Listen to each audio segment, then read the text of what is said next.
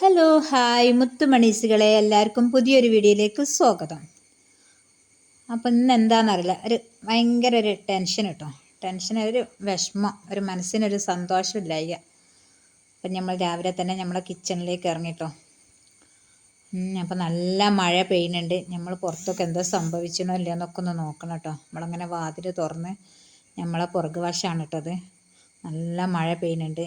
ഇവിടെയൊക്കെ മതിൽ ഇടിഞ്ഞണോ, മരങ്ങൾ പൊട്ടി വീഴണമെന്നൊക്കെ നോക്കാൻ വേണ്ടി ഇവിടെ നിന്നിങ്ങനെ കുനിഞ്ഞ് ഞാൻ നോക്കുക കേട്ടോ. ഇവിടെ കൊല്ലത്തിലും ഇടിയുന്നതാണ്. ഒന്നും സംഭവിച്ചില്ല എന്ന് വിചാരിക്കുന്നുണ്ട്. ഇവിടെ നിന്ന് അങ്ങോട്ട് നോക്കിയിട്ട് പുറത്തിറങ്ങാൻ കഴിയുന്നില്ല, അതുപോലെ നല്ല മഴയാണ്. അപ്പം നമ്മളെ കിച്ചണിലെ പണിയൊക്കെ ഇറങ്ങിയിട്ട് മഴ ഒന്ന് ചോർന്നതിന് ശേഷം നമുക്കൊന്ന് പുറത്തിറങ്ങി നോക്കാം. ഇപ്പം കണ്ടിട്ടൊന്നും കുഴപ്പങ്ങളൊന്നുമില്ല. എല്ലായിടത്തും നല്ല മഴ തന്നെ ആയിരിക്കും. റെഡ് അലേർട്ടാണല്ലോ. അപ്പം നമ്മളങ്ങനെ നമ്മളെ കിച്ചണിലേക്ക് ഇറങ്ങി നമ്മളെ ഫുഡും കാര്യങ്ങളൊക്കെ തയ്യാറാക്കട്ടോ.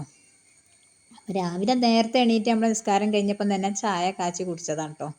പിന്നെ സ്കൂളും മദ്രസും ഒന്നും ഇല്ലാത്തത് കൊണ്ട് നമുക്ക് സാവധാനം ഭക്ഷണം ഉണ്ടാക്കി അതിനുള്ള തിരക്കില്ലല്ലോ. രാവിലത്തെ ചായയും പിന്നെ അവിലും കൂട്ടി കഴിച്ച് കാക്ക പണിക്ക് പോയതാണ്. അപ്പം ഇനി അങ്ങനെ സാവധാനം ഇങ്ങനെ ഭക്ഷണം ഉണ്ടാക്കാമെന്ന് വിചാരിച്ച് പൊടി വാട്ടിയിട്ട് വെച്ച് നമുക്കിനി കറിക്കുള്ളതൊക്കെ എരിഞ്ഞ് റെഡിയാക്കി വെച്ചിട്ടോ. അപ്പോൾ നമുക്ക് പൊടി വാട്ടിയതിന് ശേഷം വേഗം കറി അടുപ്പത്ത് വെച്ചാൽ അതവിടെ കറി പോകുമ്പോൾ നമുക്ക് ഇന്നെ പൊടി കുഴക്കുകയൊക്കെ ചെയ്യാമല്ലോ.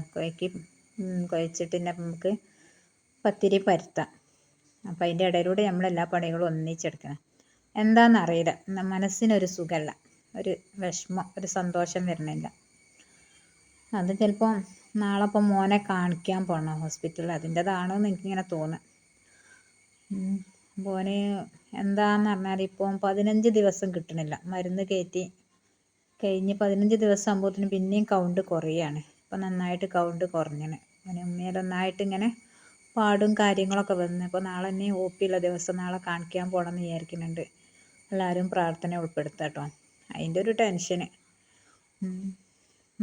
പഠിച്ചവൻ പെട്ടെന്ന് ശിഫയാക്കട്ടെ. പിന്നെ അതുപോലെ തന്നെ മോൻ്റെ ഞങ്ങളെ കൂടെ തന്നെ ഹോസ്പിറ്റലിലുള്ളൊരു മോൻ ഇന്നലെ രാത്രി താത്ത ഒന്ന് ഫോൺ വിളിച്ചിനി.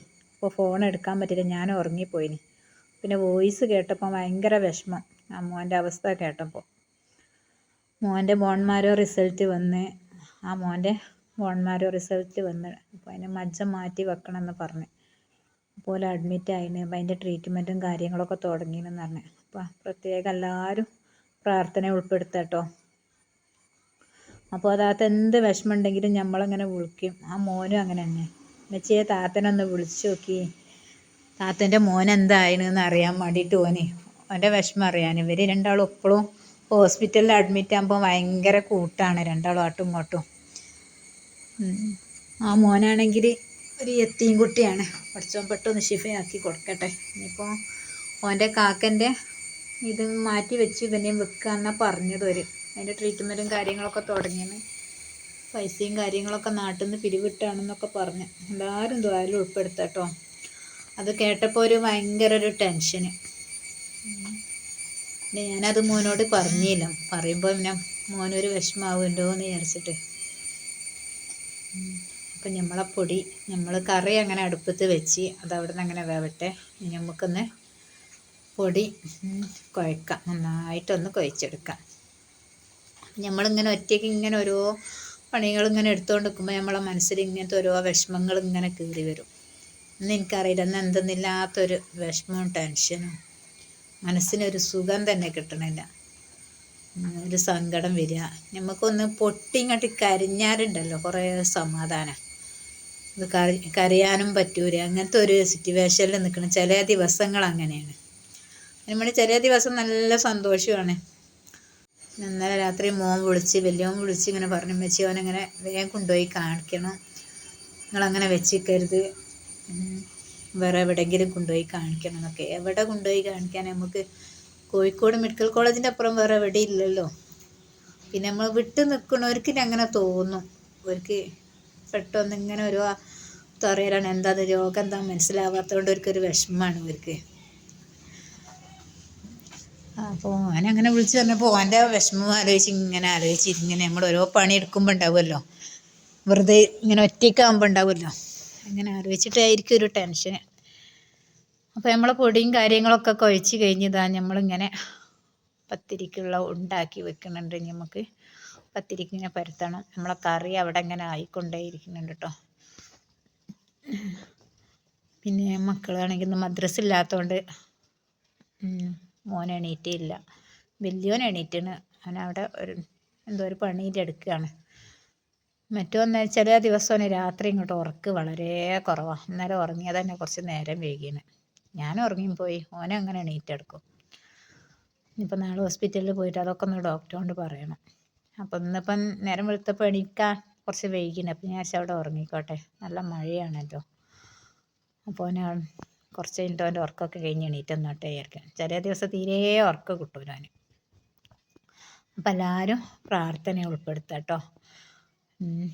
മോൻ്റെ അസുഖമൊക്കെ പെട്ടെന്ന് മാറാനും മറ്റേ മോന് പെട്ടെന്ന് ശിഫയാകാനും അവൻ്റെ സർജറിയും കാര്യങ്ങളൊക്കെ പെട്ടെന്ന് കഴിഞ്ഞ് നല്ല ആരോഗ്യത്തോടെ ശിഫയായി കിട്ടാൻ വേണ്ടി എല്ലാവരും പ്രാർത്ഥന ഉൾപ്പെടുത്തുക കേട്ടോ.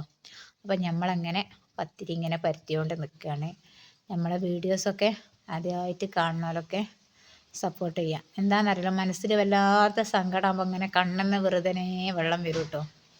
അപ്പോൾ എൻ്റെ കണ്ണെന്ന് ഇങ്ങനെ വെള്ളം വന്നപ്പോൾ ഒന്ന് തുടച്ചതാണ്. എല്ലാം റെഡിയാവും. ഇതുവരെ പഠിച്ചോൻ കുടുക്കിയില്ല. ഇനി ഇവിടെ നിന്ന് അങ്ങോട്ടും പഠിച്ചോൻ കൊടുക്കാതെക്കട്ടെ. തളരും എന്നിങ്ങനെ പ്രതീക്ഷ ഉണ്ടാവും. എന്നാലും ഇതുവരെ തളർന്നില്ല. പഠിച്ചോൻ കൂടെ ഉണ്ട് എന്നുള്ളൊരു വിശ്വാസമാണ്. അപ്പോൾ അതുപോലൊക്കെ നിങ്ങളെ പ്രാർത്ഥനയും ഉണ്ടെങ്കിൽ പ്രാർത്ഥനയിൽ പ്രത്യേകം ഞങ്ങൾ ഉൾപ്പെടുത്താം കേട്ടോ. അതുപോലെ ഞങ്ങളെ പ്രാർത്ഥനയിൽ നിങ്ങളെയും ഉൾപ്പെടുത്തും. പിന്നെ ഈ ചാനൽ മോൻ തുടങ്ങിയൊരു ചാനലാണ്. മോൻ പറഞ്ഞാൽ നമുക്കൊരു 10 രൂപ കിട്ടും വെച്ചേ തുടങ്ങാന്ന് പറഞ്ഞാട്ടെ. അപ്പോൾ എല്ലാവരും ഞങ്ങളെ ചാനലൊന്ന് സപ്പോർട്ട് ചെയ്യാം.